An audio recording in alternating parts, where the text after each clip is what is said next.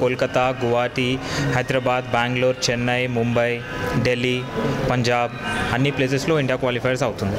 Okay, ఇప్పుడు ఎంతమంది participate చేస్తున్నారు, ఎన్ని రౌండ్స్ ఉంటాయి, ఎలా ఉంది?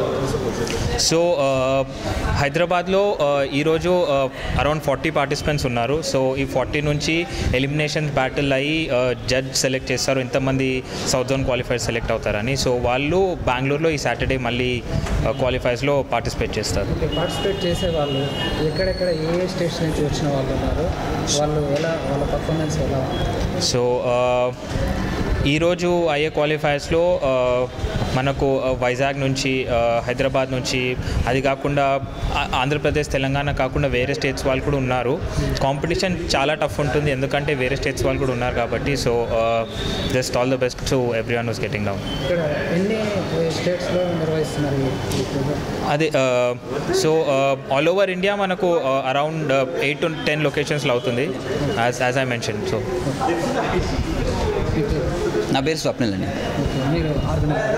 నేను ఆర్గనైజర్ కాదు, we are from the same crew. మాది ఒకటే క్రూ, ప్రాక్సిమిటీ క్రూ, అండ్ మేము ఇక్కడ పార్టిసిపేట్ చేయడానికి వచ్చాము. రెస్పాన్స్ ఏం లేదండి, రెస్పాన్స్ అయితే ఎలా అయినా బాగానే ఉంటుంది ఎందుకంటే red bull BC1 red bull వాళ్ళు చేస్తారు.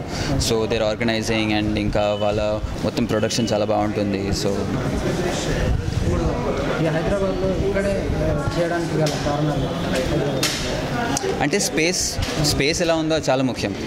అంటే ఎంత పెద్ద స్పేస్ ఉంది, ఎంతమందిని అకామిడేట్ చేయొచ్చు, అది ముఖ్యం. సో ఈ పెద్ద స్పేస్, పెద్ద studio, nice flooring, good sound. రౌండ్స్లో ఫస్ట్ రౌండ్లో ఎంతమంది పార్టిసిపేట్ చేస్తారు? We'll have 40 participants, around 40 participants, and from that they will be qualifiers, and we'll have top 16, top 8, top 4, and అంటే ఒక్కరైనా గెలవచ్చు, ఇద్దరైనా గెలవచ్చు, అది జడ్జ్ మీద డిపెండ్ ఉంటుంది. Okay, all the best. Thank you.